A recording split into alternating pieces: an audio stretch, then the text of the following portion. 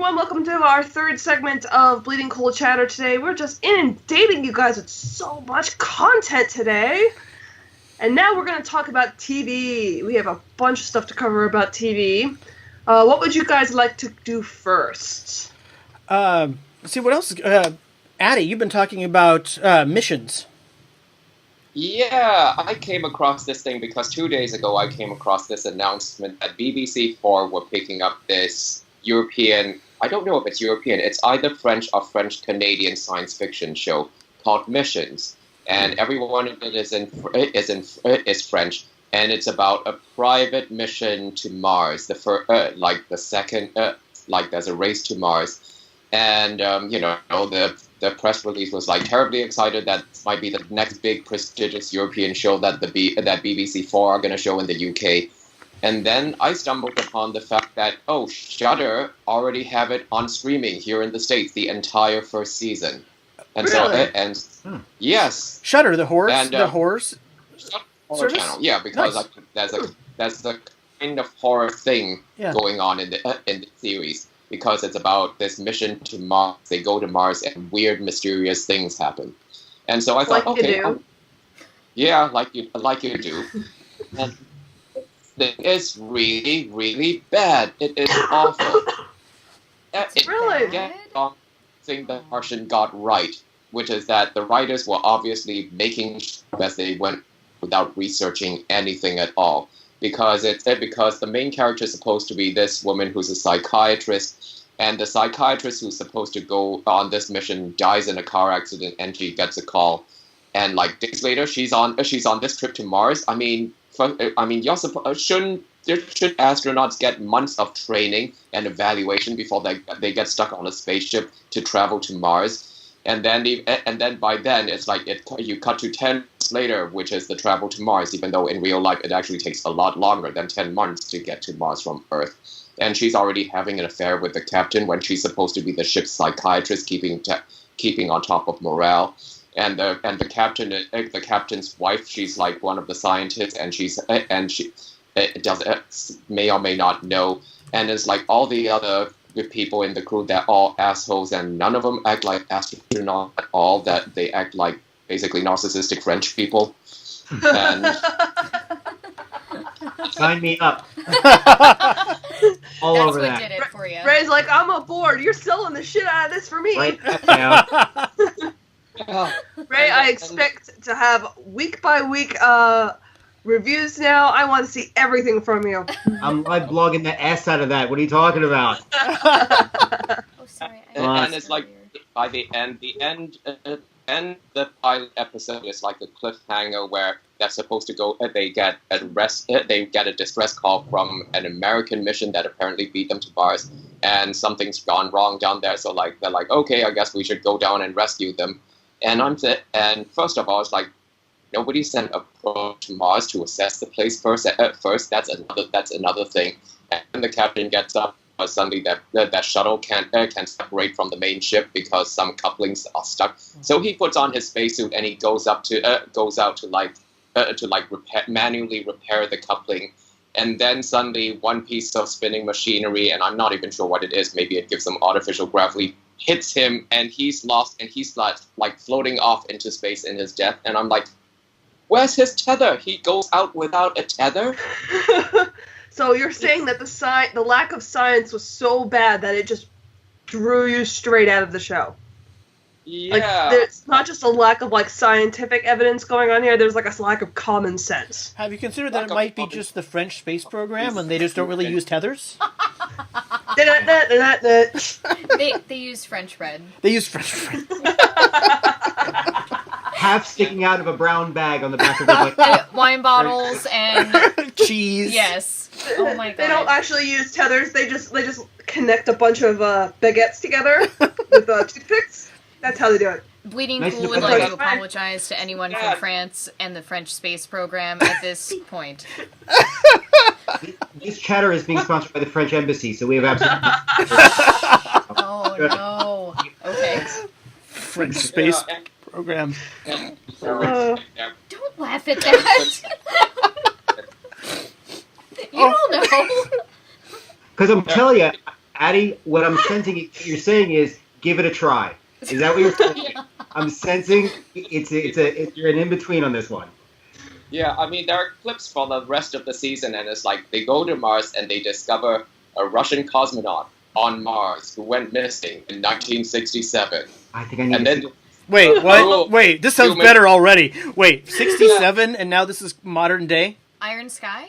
It's set in it's apparently modern day or the very near future, and I'm like, what were these writers on? Oh no, that's when they even better. That's like Iron Sky. Instead Iron of Nazis, Sky. instead of Nazis on the moon, the red planet, communists, they get there first. there we We're go. there. Totally. We're- I'm down with this. So we're going to save Mars from communism. That is your elevator pitch for season 2. Saving the red planet from the red scourge. Folks, and in the clip, it was like we didn't colonize Earth. We didn't colonize Mars. They colonized us. We're descended from them. I'm like, they did that in Quatermass and the Pit already in the 60s. This is not a revelation. Let's just watch Total Recall. I smell a video recap of each episode. I'm That's, telling you right now. this could be awesome. But 2 bottles Right, of French right. wine minimum. yes, Oh, you gotta And drink. I'm feeling, That actually might be a fun one to drunk blog. yeah. I feel like, I was watching the pilot, and at the end of it, and I suddenly realized, oh shit, I'm not, apart from TV executives, I might be the only person who has seen this stupid show. That's amazing. That right there, that's worth it. yeah. That's something to be said right there. Oh god, this is gonna be awesome. All right, so thank you for that tip. We'll definitely mock the hell out of that thing. This is gonna be awesome. Oh, right, it's 3. already planning. 3.5 out of 5 stars. Let's make a Bleeding Cool thing. Let's have Bleeding Cool cover this show. Addie, so what would you say? Is Because it Mark will love that. so? Yeah. Is it meant? Do you think it's meant as a serious drama, or is it meant? It's to be totally serious adult drama. The entire tone, the way it's shot, is supposed to be like So serious. it's not like a Adult soap drama? opera or anything, right? Adult drama No. is different. Adult trauma? No, that's for Yeah, Sundance. it's like- Oh. and it's not French or French Canadian drama. It's like I don't recognize any of these actors from French TV or movies, so they might be French Canadian because they're less well known. That's why I thought it might be Canadian. Got it. So anyway, Travelers. Actually, yeah, Travelers is coming back. It came back, or is coming back? It's coming back for Canada first, and then we get it later, I think. Gotcha. They get it at the end of this coming week. What do we got next? Halt and Catch Fire. Halt and Catch Fire. Yes. Hey, I haven't seen this show before. do you ever? Are you a fan of Silicon Valley? Have you ever seen it? That's not fair. No, it's that a is context. not how I would start that It's question. context. Though. Okay, all right. But I mean, just like Silicon Valley is a comedy about Silicon Valley, Halt and Catch Fire is very much a drama set in Texas during the rise of the PC age in the 70s, in the later 70s, and basically as each season goes forward, it comes forward in time up to 94. 80s, not 70s, No, the first episode. is in the 80s. Cameron. Oh, the Oh yeah. Yeah. Yeah. Go ahead, do your description. So Phil, Halt, step aside, let her talk. Halt and Catch Fire is one of the best cable series that no one watched. And I hate saying that, but the series lasted 4 seasons, which is a miracle that it did. And it's from AMC, who everybody knows right now currently because of Walking Dead and all the zombie properties. But Halt and Catch Fire is, I hate to say the redheaded stepchild of scripted drama, but it kind of is, because it has these characters who are so incredibly broken and yet believable and understandable and relatable, especially if you know anyone who works in the tech sector at all. What? It feels to somebody on the outside who has never worked in that vein, because I haven't, like a love letter to the early pioneers of what computers are now to people. And the women are one of the main points of this series. And you would never think that, right? With a show about computers pioneering the early internet, stuff like that, there would not be women. But the two main females on this show are the most important part of it. And every one of these characters is so broken, and they need each other. And the ending had me in complete tears, and I am heartbroken that it's gone, because it's been so important to me as a TV watcher, as a reviewer, as a woman, as a fan. And now it's gone, and I don't know how to feel about that, other than crushed, but also so happy that it happened, and I want everyone to watch it, because it's so good. It's so good. It's really funny. If you do a news search right now just on Halt and Catch Fire finale and click on news, almost every one of the links are the various reviewers and critics saying become one of my favorite series of all time that nobody watches. Nobody watches, but this is wonderful. Every single link. And we can tie it into Blade Runner because Mackenzie Davis is in it. She is one of the leads, and she plays I hate to say prostitute, but she's the lady of the evening that Joy brings back for Kay in Blade Runner, and she is one of the main characters on Halt and Catch Fire, and she is enchanting, and from the very first episode that she's in, you are invested in her and what she does. Yeah. She is very Starbuckian she's very capable, she's kind of tomboyish, but she's also very much a woman. And but she is messed up. Yeah, they're very damaged people on that show. And she's I will spectrum as well, the character. Sometimes the character feels like she's a little bit on the spectrum as well, in the way that she quite relate to people, and she has difficulty relating to people. That she, especially in that first early couple of seasons where she's very much a loner and does her thing. The story I will always use for people with this series is I started watching it on a lark on Netflix one day because it was on and people had been talking about it, and I got to the third episode and I stopped and I waited until he got home from work and we watched the first 3 episodes again because he needed to see it, because I was just like, you have to watch this, you have to see this, this is something special, there is nothing else like this right now. My great embarrassment about this is the reason I heard about this show, because I didn't hear anything about it. Don't talk about that! Is Silicon Valley Comic-Con, where I'm director of programming. The network wanted to bring this show, and its stars, and its creators, and its director, up for a panel. And I'm like, what the heck's Halt and Catch Fire? Whatever, put them over in this room. And they did it, and they did their panel and whatever, and it kind of went off, but it wasn't until later that I realized who the heck it was and what the show was, and then I'm like, I had them all in front of me, and I didn't get a chance to meet them, because it's also almost every episode, especially second half of season 2 and then all the way to the end, the cinematographer that's a part of that one, I'll look up his name up here in a second, if people are fans of the Twitter and Facebook pages for One Perfect Shot that have like these very classic iconic images from movies and TV series, like the monolith from 2001, that kind of thing, there's shots of that sort in every one of the episodes that are just beautiful kind of distant shots or atypical framing and setups. So anyway, we could gush on it for hours. If you haven't seen it, check it out. Just ended this week, so you can now binge watch the entire series all at once. I just looked. It's on Netflix. The first 3 seasons are on Netflix, so I'm assuming the 4th one will be on there. Watch them. Yeah. Evans Brown. If you're out there, kudos. Yeah, it's Chekhov drama in the tech age. I mean, it's the best written human drama I've seen for years. It's like all these characters are so dysfunctional and broken, but they're so incredibly achingly human and flawed that and the clarity of the writing is that when these characters make really bad decisions or when they screw each other over, you know exactly why they're doing it, and you understand why they're doing it, and it's bad, but you're still following them, and you still kind of want to see how things work out. Yeah. And it never ever uses cheap melodrama.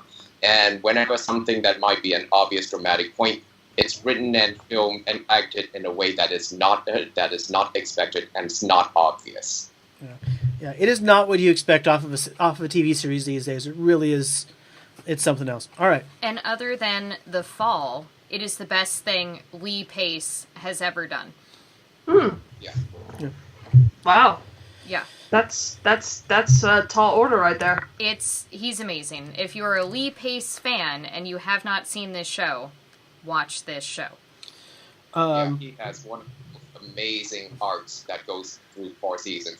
The changes that this character goes through Yeah. before he. So was this kind of canceled suddenly, or does it feel like the 4 seasons was? It was its story. It hit its arc. Yeah. It It totally could have gone farther. I think there are 2 children in the storyline that they probably could have gotten another season out with what the kids were up to, stuff like that. But it's a good series ender. Good. Yeah, I think it's pretty much season 1 was really the PC era. Season 2 is the rise of gaming and kind of the precursor to online gaming. A little bit with Social Network. Season 3 is the rise of internet, and then the last season is search engine. And it's kind of like they're evolving what they're working on as they go from company to company, and they kind of continue to kind of innovate. And one of the things about the series is we all know who, like, for example, the winners are in search engines, and so they couldn't end up inventing Google, or Yahoo, because you know where Who those people you know who those were. So these have to be people that inherently, and actually reading an interview with the show creators, everything that they would work on would eventually fail. Because it has to, because they can't really surface into history, which is kind of part of the pain of seeing them, because you know they're going to fail, but it's how they kind of grow together and fall apart and fall together, and these people. So, yeah, good show. It works perfectly with the Americans for the 80s time period. It does. So there. It's another show I haven't watched yet. Watch it! Sorry, Ray. No, I was just going to say, quick question. The one episode from the entire the series run, if you had to show it to one person to get them hooked, what would that episode be? Episode 1? Episode 2, probably. Yeah. Yeah, because 1 did not grab you. Right. 2 grabbed you. Yeah, I think probably several... I would actually tell them, don't watch 1. Commit to watching the first 2 or 3 episodes. Yeah. Watch through those, and if you're not hooked by the end of it, tap out. Fine. But give them those 3. The and see how first you 3 feel. episodes. Yeah. Yep. That's usually what I'll give TV if I'm not sure if I'm going to like it. It's the first 3 episodes. Yeah. Same. Because, I mean, you'll know if you're hooked by that point or not. In this case, you really will. Yeah, and the interesting thing is that by the time it hits season 2, suddenly it changes in such a way that the two women become much more central to the entire story, and the series becomes much more their story as well, and it gradually becomes one of the most feminist shows on TV. Oh. There is a speech in the series finale that I think every young woman who is struggling to kind of define what feminism is in the modern age should read and or watch, and it's beautiful, and it's a thing about a woman who has risen to kind of the top of her field, and she makes a comment that even if I see you all on the other side of a battlefield in a boardroom, I'm rooting for you. No matter what the outcome, know that I'm rooting for you. And it was just, in this current time period and what we're all dealing with, it was not what I was expecting, and it reduced me to tears. It was ironic that this has been in the can for a couple of months. Yeah. But yet it's echoing so timely poignant right now. Yeah. I'm still not okay. I know. We watched it tonight, and I'm still not okay. I cried throughout pretty much the entire 2-hour finale. These characters are so important and so special, and I'm sad it's over. Yeah, I mean, you could talk about every single character and just get hours and hours. Of it. You could do deep character studies about the character arcs, evolutions, where the storytellers went particularly right or particularly wrong, because they all do have their strengths and weaknesses at writing strengths and weaknesses at different points over the 4 seasons. But generally, as a whole, they're aces. And also Joe, Joe McMillan. His character is extremely complex in that they'll have little throwaway moments that he does in one episode that will never be touched on again. But it just informs that there's depth to these various people, that they have backstories and histories. His bisexuality. Like, who thought that was going to be a thing? Spoilers! It's a thing that'll make people want to watch the show. Yeah. So there. Ratings. So let's talk ratings. Addie. Yeah. So, ratings. So we're talking about the CW superhero shows, which finally came back this week, and their ratings were lower than last season. So I think it's Jude who said, "Does this mean that the superhero trend might be starting to go down? Because we know that the trend is eventually gonna die out in both movies and TV anyway. The question is it beginning now?" I don't know if die out is necessarily the right word. I don't think it's going away. I think it's going to slow down considerably. I don't think die out is quite the right word. Yeah, I would agree with that a bit as well. Because, I don't think it'll go to entropy with a time. I don't think it will ever be a time again like there was, 15 years ago where there's basically nothing. Early 90s, when there's really no superhero shows on TV to any particular extent. Until Blade and Birds of Prey. So I think there'll always be some, or each network will have its one or two. But how many does CW have right now, and how many does Netflix have? I mean, it gets too exhausting to try and keep up with them all. Yeah, I gave up. To be honest, last year I was pretty super into all of the CW. I gave up. I broke up with Arrow in the middle of season 3, but I was still watching Legends, and I was still watching Flash, and I was really enjoying Supergirl. And then about 3 episodes in, like right before the big crossover last year, I dropped out, and I've never really bothered to catch up. I don't know, I've never really, I think Constantine coming on Legends might be the thing to catch me back up to that, but besides that, I really just don't want to. There are other shows I would rather be watching. It's because it's starting to feel like homework for you, Kaitlyn, like medicine rather than fun. Yeah, I mean, that was we had on the Nerd Dome podcast, we did a whole episode talking about all of the CW shows, and I'm just sitting there and I'm like, there is so much stuff. I have no time to watch all of these shows. It's like I have to dedicate myself to X amount of shows, and that's it. I mean, there's a reason why I blast through all of the Netflix shows in a day, because that's the only time I have to watch them. Yeah. It's I don't have time to dedicate to watching all of these shows, even if it is for work. I could justify watching all of these shows for work, and even then, I don't have the time. I think they should think about what has happened in the comic world when they have monster crossovers and stuff. It should be that I can read my comic series, or I can watch my TV series, and be perfectly happy watching just that. If I have time, I can watch the other shows as complimentary added on, but they're making it such that you have to watch everything to kind of keep track of who's going on where and these little side things. And I mean, I like the idea of in the continuity. Yeah, I mean, you need to follow everything to keep up on it, and I don't want to watch 10 other episodes because I want to watch my one episode. Mm-hmm. But that was the case with the comics in the 90s, too. Yeah, and it turned people off, too. Okay. Well, what's happening in comics right now? I mean, I've kind of given up on Marvel Comics almost completely. I am sick of the events. Not to mention that Marvel Comics has become, superheroes are supposed to be fun, and they're supposed to fight bad guys and criminals. Instead, we have this weird fascist allegory where it's about whether superheroes are divided into benign fascists with murderous racist fascists, and they fight each other. What? Yeah, but that's the comics. Yeah. But I have to admit, the only reason I somehow caught up with the CW shows is because they happen to be on when I'm making dinner. So I just have to. But I do want to say something about the premiere of Legends of Tomorrow, which is that it's the most fun of all of them suddenly because they've doubled down on the comedy and the absurdity. It's like the writers' room decided this thing is completely ridiculous and incredibly silly, and fuck it, this is a comedy. And so, admitting that that's the only one I want to get back into is I keep, because Legends also has the shorter seasons, which I feel like the CW shows tend to suffer from filler syndrome a lot when they're trying to meet those 22, 23 episode arcs.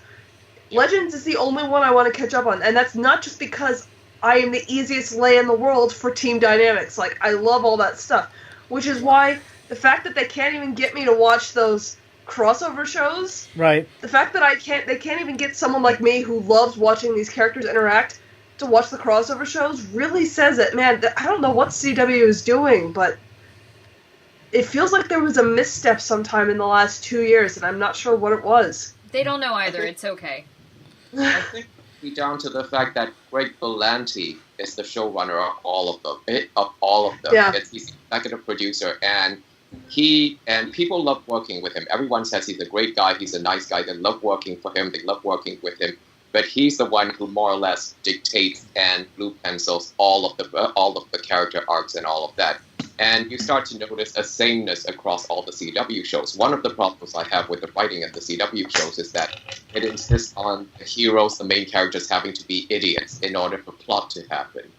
And he also executive produced Blindside, and it's the same thing. It's the same thing on that show. So there's a kind of overly familiar thing going on right now that's beginning to breed contempt. And I think Legends of Tomorrow is the only one that manages to break the pattern a little bit, because the writers are admitting, this is dumb. These people are idiots. They even have characters call the main characters idiots on this show.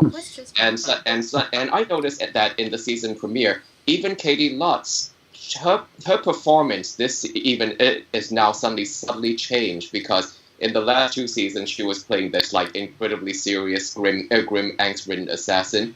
But she's suddenly playing it like deadpan comedy in season 3, just the premiere, which is that she's still playing it straight, but you can actually see a little twinkle in her eye, because she's somebody who's incredibly pissed off, desperate to get back in the game, and at the same time she has to hold this band of idiots together to keep things from wrong, and of course they keep screwing up, and she kind of screws up herself, and she's starting to realize that she might not be that smart either, and you can see it in her performance, and that was actually really funny, without her winking at you to say she's playing comedy. So there are things that are just fun to look at now. My 2 takeaways from it, first is I'm wondering what's going to happen when CW gets to the point where they're going to realize they may have a hole blown up in the programming schedule, because you really seems like the CW has gone in regarding DC programming, and it doesn't seem like this may be a situation where one show does badly but the other one stays strong. You get the feeling that may have that kind of domino effect, which, to be honest with you, on the second part, I'm fine with, because I'm more than happy to lose a couple superhero shows, because I feel like there's a lot of great comic book properties that would lend themselves very, very well to a lot of these slots. I don't think necessarily we need to lose the comic book properties to sacrifice some of the superhero properties. I really do. There's a lot of... You're talking to the biggest apologist in the world for Lucifer. I love that show. That show's great. And I love Lucifer. Lucifer is fantastic. And I also love iZombie. And I think Greg Berlanti having such wide control over the DC TV universe is that there's no variety in tone. They all started feeling very samey. For a while there, it looked like I was really pushing for Sue W. to pick up Constantine, so you could have Constantine at the very end of... I know, I'm really mad about that show still. I'm sorry. Sorry. I know you had to listen to me yell about it for 2 weeks. I love Constantine. I wanted his ass back. You could have Constantine at one end. That could be the really dark supernatural show, and then just kind of move up as far as tone goes, all the way to say... I would say supernatural. Well, not just supernatural, but Supergirl. So you could have 2 different, and then everything kind of in between. Yeah. And one of the things that I think that DC just doesn't seem to understand is that variety of tone is the thing that'll keep this stuff going alive, and this is the thing that Marvel does understand. I mean, even just in the Marvel TV shows, having seen the Runaways pilot, I can tell you it is nothing like any of the other Marvel stuff. And even in the Marvel movies, Iron Man is nothing like Ant-Man, which is nothing like Guardians, which is nothing like Thor. I mean, all of these things are so different as far as looks and genre and tone. And I don't think DC, not just the TV universe, but the movie universe, has really figured out that variety of tone is the thing that's going to keep this series alive. I mean, we saw how people reacted to the New Mutants trailer the other night. Mm-hmm. When that premiered, so many people were like, whoa, a superhero horror movie? I didn't know this was even a thing. This is so cool. It just shot to the top of a bunch of people's must-see list, because they're like, oh, I've never seen a superhero horror movie, before. But we've seen what Arrow does. We've seen what Flash does. We've even seen what Supergirl and DC and Legends have done. We've seen it all before. It's all feeling so samey. At least it is to me. See, that's interesting too, because I view that with regards to most of the Marvel movies. I was expecting Doctor Strange to knock me out of the ballpark, and when it was over, I was like, except for a couple effects, it had that Marvel sheen to it. I don't even know how to explain it. There's just something about the Marvel movies that are all like, if you told me you shot these over 7 days collectively, I would believe you. New Mutants completely blew my mind. Completely, I was just, maybe because I didn't know what to expect, that trailer really got me. But again, I look like Captain America Civil War. What's really differentiates that from an Avengers movie? Not really anything except for the title. It really doesn't. And again, Benedict Cumberbatch, I was all for it, but at the end of the day, I was like, yeah, you're an Avengers movie. You're not anything that I was going, oh, wow, you just blew my mind. Except Tilda Swinton. I have no idea where Benedict Cumberbatch's accent came from. I could not figure that out. It's like, why did they have him put on an American accent? Posh British guys are not good at American accents. They could have just let him keep his British accent. It would have been fine, you know. But... Well, if you want to talk about more, like I said, variety of tone, the best studio right now, as far as that, even better than Marvel right now, is looking like it's going to be Fox, which is weird, because, like, A24. The Gifted is nothing like Legion, which is nothing like what New Mutants is looking like, which is nothing like Deadpool, which is nothing like, you know, Dark Phoenix. I mean, that is what's going to keep the superhero genre alive, and I do agree the Marvel stuff is getting very samey, but still, it's still distinctive enough that if you looked at them, you would be able to tell them apart. Right now, aside from knowing which character is which, if you put 3 stills next to each other and said, pick out Legends, pick out Arrow, and pick out Flash, I'm not sure if I could pick them out, because they all just feel so samey. They all feel so... They feel the same, and it's like, I think the audience is craving for something different, and this is why we haven't gotten into it yet, but Riverdale premiered huge this year. And it's different. It's nothing like anything else on TV right now. And it's kind of what makes me kind of angry. Well, what makes me angry, for maybe I'll get back into my Twin Peaks rage, but right now Riverdale is far more Twin Peaks for me than Twin Peaks was. Yeah. Which is the observation we made in watching the pilot, is that, wow, this is exactly what we were expecting from the Twin Peaks revisit. You know, just we don't have Archie staring at a spot on the wall for 5 minutes. Screw those hippies. So but I'm not bitter. Bill, I want you to say it after me, that you think the next Twin Peaks should be handled by the writers of Riverdale. Because I would be kind of okay with that. I'm at the point right now, you know what? Side tangent. Sorry. Lynch or nothing! Lynch or nothing. The same thing I've yelled about with Dune for years. Lynch or nothing. Until Blade Runner, and now I'm okay with Denis doing it. But no, this was the Twitter I was going to talk about, the fact that we're talking about tone and color. Yeah. There is another Twitter, we talked about One Perfect Shot. There is one called Cinema Palettes, which goes through and takes one image from a film or a TV series and sets it out with a chromatic scale. So it's like a recognizable color palette. We were talking about CW shows, Marvel, they do that. You know, it's interesting, we were talking about the Marvel shows, and I think the Marvel films, if you look at I'll just say the borders of the films, when you jive them up next to each other as puzzle pieces, they kind of fit, like between Iron Man and Ant-Man and Civil War or the Avengers movies, they all kind of fit together into a universe, and the characters can transition from one to the next. But when you've got a series that's, admittedly, Arrow is more drama-based than a Supergirl, than a Flash, they all have distinct different tonal qualities, but now you get these crossovers, you kind of got to jack around with one character or the other to make them fit, because you got to suddenly throw a slightly more comedic Flash into a dark and gritty Arrow universe that he doesn't really fit in. And that kind of seems like somebody's character is getting short shrift on the deal. Yeah. I also noticed something odd about Supergirl when it made the transition from CBS to CW, which is that the tone changed. Because when it was on CBS, when the pilot had 16 million viewers, the first season of Supergirl felt like a CBS show that was trying to be a little bit more adult, and she was like an uncertain 20-something. But the moment season 2 started on the CW, the tone changed, where it felt like the writing had started to skew younger, and Supergirl herself was throughout the how many seasons she's been on CW by now actually feels less like the 20-something, and she's been acting and reacting much more like a petulant 13-year-old, which is very different from what she was like in the first season on CBS now as well. And then sometimes I find myself taking a step back and realizing these shows are on the CW. We are not the target demographic here. No. And it just kind of is a minor miracle. I'm sorry, Ray.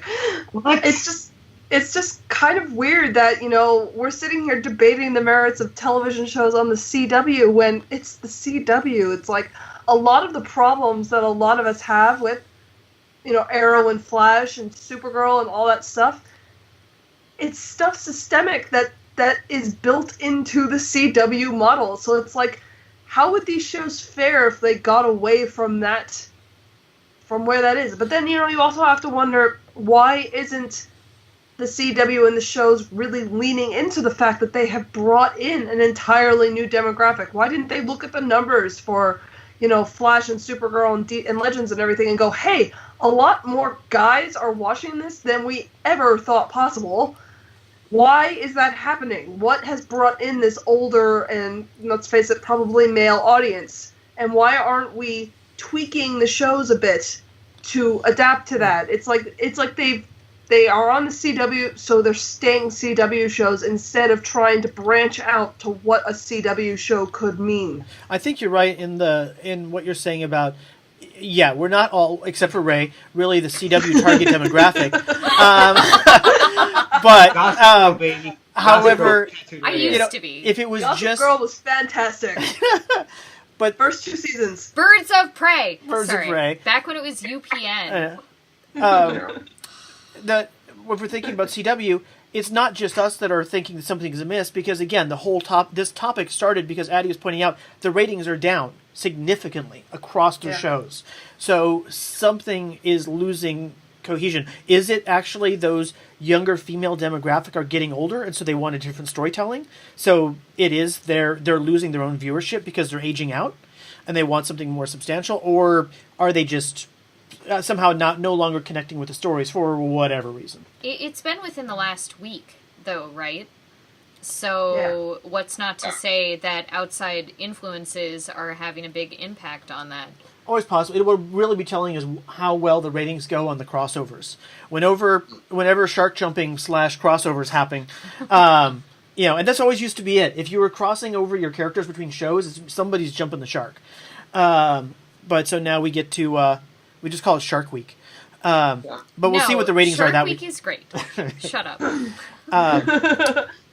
But the other CW shows are also kind of on a weird outlier thing, because CW are clearly trying to expand their demographic because they have Valor now, which is basically a Red State Soldier show. It just happens to have a hot soldier girl in it. In fact, that seems to be the point of that show, Hot Soldier Girl. Could CW even have a Logan's Run series because no one's actually 30 years old? Well, the costumes would be better. Oh, yeah.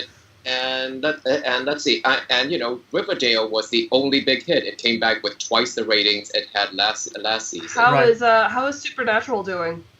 Supernatural actually came back with also massive ratings, so it's still going on strong. Never been die. And yet, Dynasty, or Dynasty, as which is pronounced in America, Dynasty, since the British thing. Dynasty did not have terribly good ratings, even with Riverdale leading into it. So it might just be one of the first casualties of the fall. It might be cancelled fairly soon. Which is really funny, because I did the execs not explain to them that the original Dynasty, outside of the talent question of the actresses that were the leads, wasn't a good show and didn't have a big following. It was all about the actresses at the time. Yeah. Aside from my sisters, I don't know anybody who watched Dynasty at the time, I have to be honest with you. I really don't.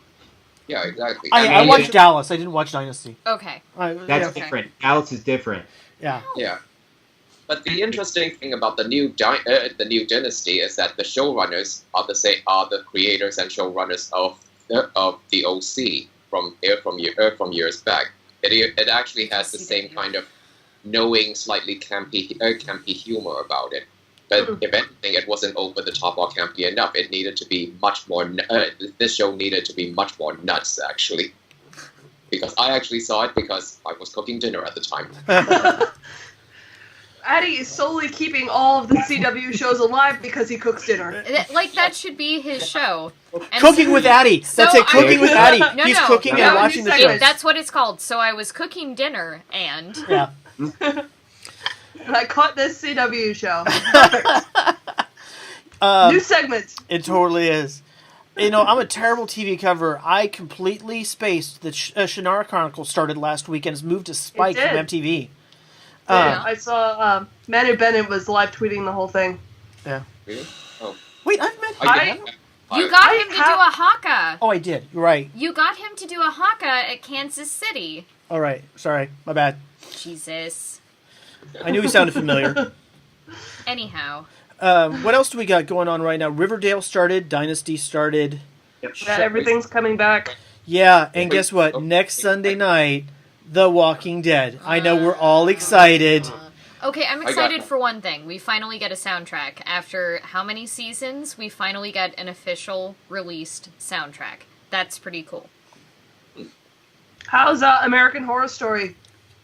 I gotta tell you, here's the thing, and I'm gonna say this, and I'm gonna come to punch myself in the face at the end of the season for saying this, because Ryan Murphy's to me in every damn time, but Ryan Murphy, A, is not stockpiling a bunch of stuff you know he's just not going to be able to get to at the end of the season. And he's actually building what I thought was just going to be straight horror into a very disturbing political allegory. That's probably more horrific than any of the clown stuff that happened before it. Again, 6 episodes in, he's still keeping the boat going. So, well, that's what he said. Yeah. For this season, is that it was going to be all political-based horror. That's what he said. Interesting. How's Billy Lord doing? Oh, he's always had a painful agenda for American Horror Story and pretty much every show he's ever made. So, at Billy Lord, Evan Peters, no surprise. Billy Lord, the big breakout. Adina Porter, also the Hope, another huge breakout. It's really good. I'm still cautious, but it's good. It really is. I'd recommend it. So So Ray, you're looking forward to Walking Dead? Oh, yeah, I have to. You know why? Because finally they're saying something that I really, really wanted to hear, which was, by the time season 8 is over, your opinion on season 7 will be really different. And that's how I went into the end of 7. To me, there's not 7 and 8. This is a really long 7. Because to me, until you get to All Out War, 7's incomplete. And if what they're saying is true, which is the first episode, you see the drums of war, and after that, it's just balls to the wall until, and again, it's not even going to go the whole season. It's going to end before the season's over. We're going to get that flash forward they didn't want to talk about at the press conference, so they won't own up to it. But on a quick side note, my theory, Andrew Lincoln kept talking about how he wanted Rick to lose his hand in the series. Do you notice that when we see future Rick, it's from the shoulders up? But he keeps talking about it in interviews, and especially at the press conference, 3 separate times, he kept talking about how up until now it was just too expensive to do. So I'm curious. That's the spoiler I'll probably be wrong about, but I got to put it out there. Well, if Outlander can do it. Yeah, you can do time jumps, and we've also had time jumps in Vikings. Yeah. And so... No, I mean hands. Oh, hands. Hands. Well, the thing is, I want to see someone lose a hand in Walking Dead and have them attach a zombie hand to the end of the stump so it can sit there and be grabby. That's a damn good visual, actually, I gotta be honest with you. That's a really good visual. You know, if you're going to go into a fight and stuff, just stick a zombie hand on the end out there and just go wander out. You have your collection of zombies. You are not on my zombie apocalypse team. Man, I don't know. I just want. I kind of picture somebody going. Oh my god!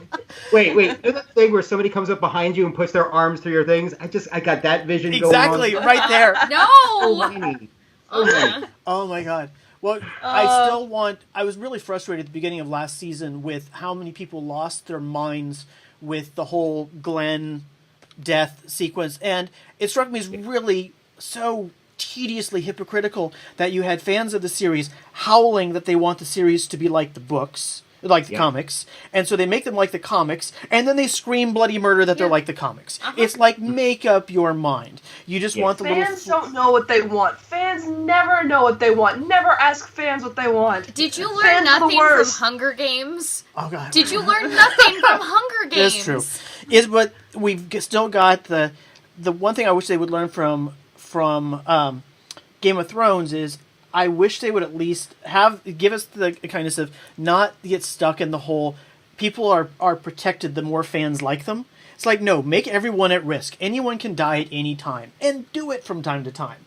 Right now, if the entire Scooby Gang gets through this season alive, I'm going to be pissed, because then we've gotten through another season of a big cuck tease, because nothing has really happened.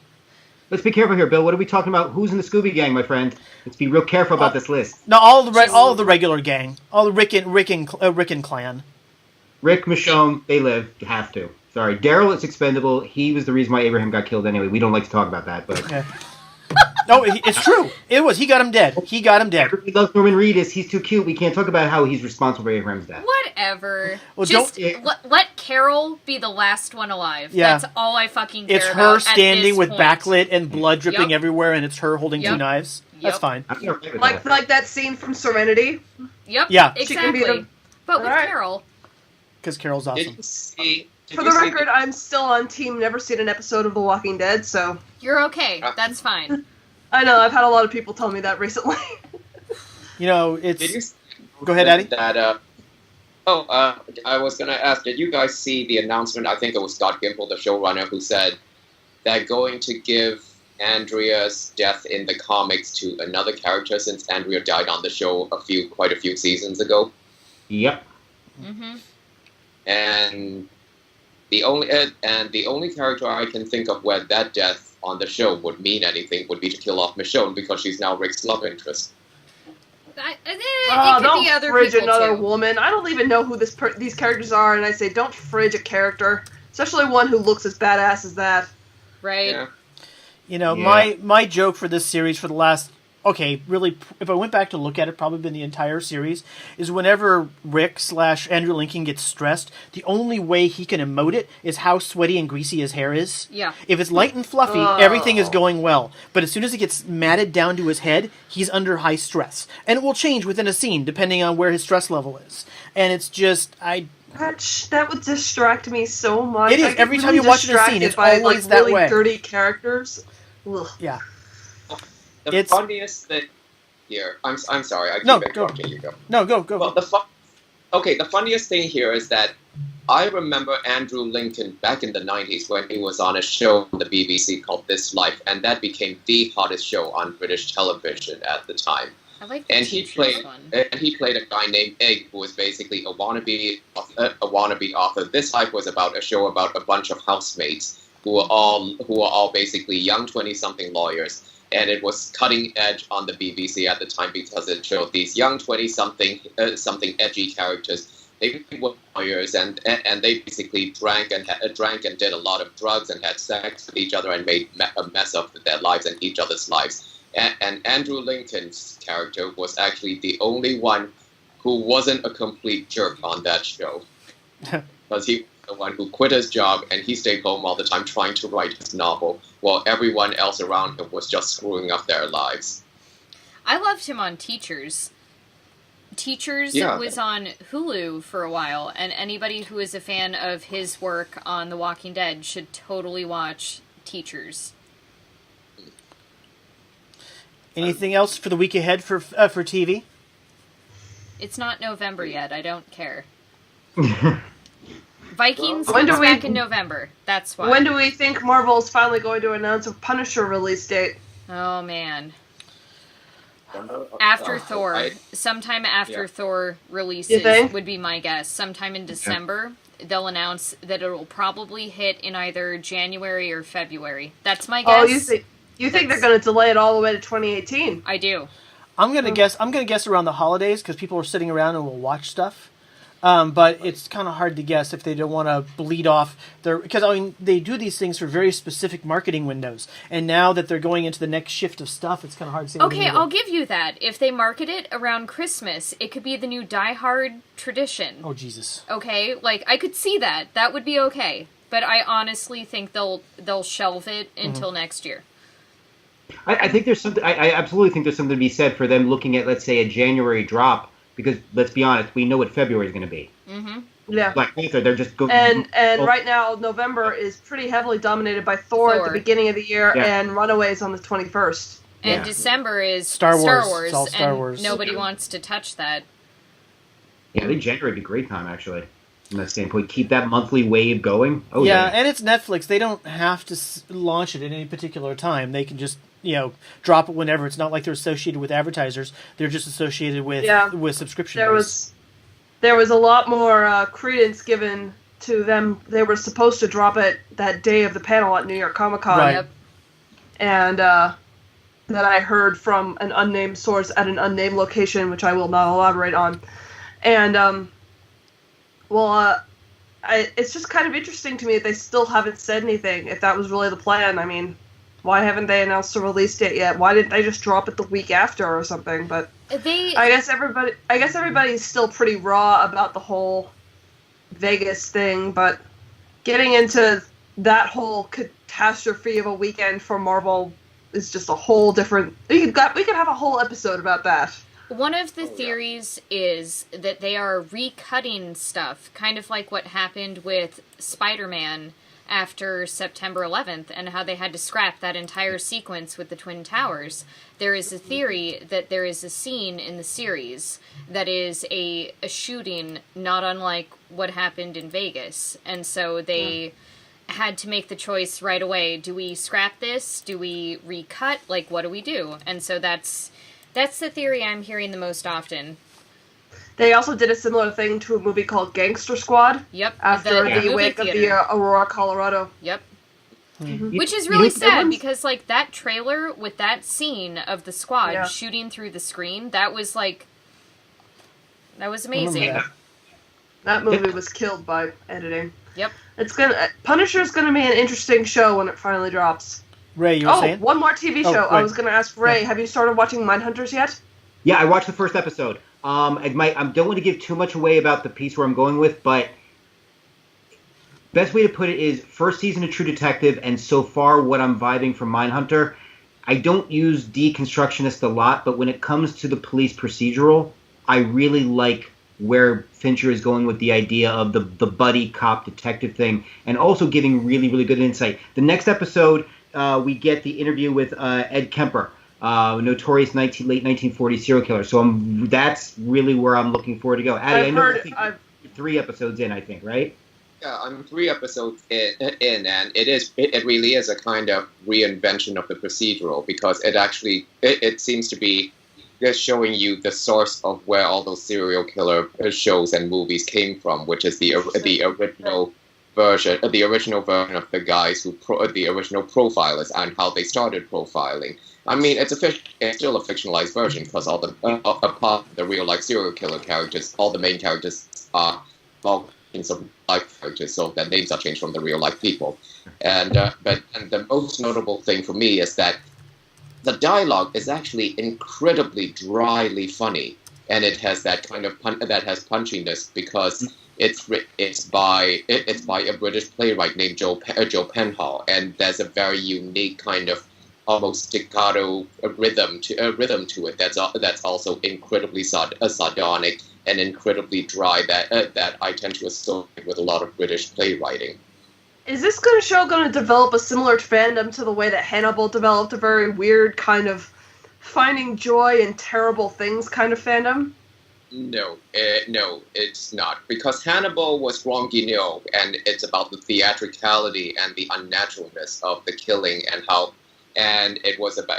Hannibal was also essentially a kind of gay love story in the end. So it was a complete fantasy, whereas this one is very much not about fantasy. It's David Fincher insisting this is real, as real as it gets. This is an incredibly cold, noirish world.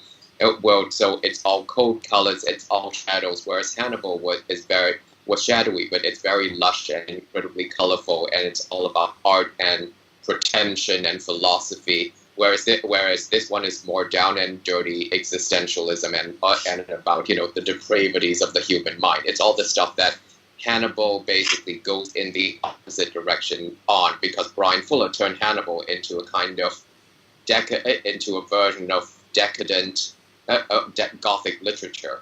So this one is basically realism.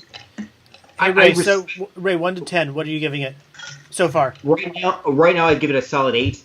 And again, following up on what Addie said too, it's with Fuller. I felt I liked Hannibal. I think it went off the rails a little bit as it got towards the end, because I think Fuller was more about the grandiosity of the show to kind of cover certain question marks about the show. Where I think right now, Fincher, from what I've seen, and Eddie said it perfectly. There's not a lot of grandiosity to it, but it's the way he's approaching the facts. Like, as horrific as these serial killers are, it is the facts of their crimes that these guys are investigating. And there's the detachment that makes it easier to connect with. Whereas I think if there was a lot of 5-minute visuals leading into the cell of the serial killer, it wouldn't work in this context. It's these guys, they are charged with this mission, and we get to see how it affects them, but the matter-of-factness of it really, really sells it. Awesome. It's on my list. It's one I want to watch. Thank you for watching another episode of Bleeding Cool Chatter, and thank you to my 4 lovely co-hosts. Always love it. And I'm so glad we finally got you on an episode, Marianne. We've been talking about getting you on one since the beginning. I've been in the background on pretty much all of them. Heckling. Yelling. Well, we've heard you a couple times. It's been hilarious. Shit. I either, over the top of my monitors, I either get rock fist or flipping off. One of the two. It kind of just depends.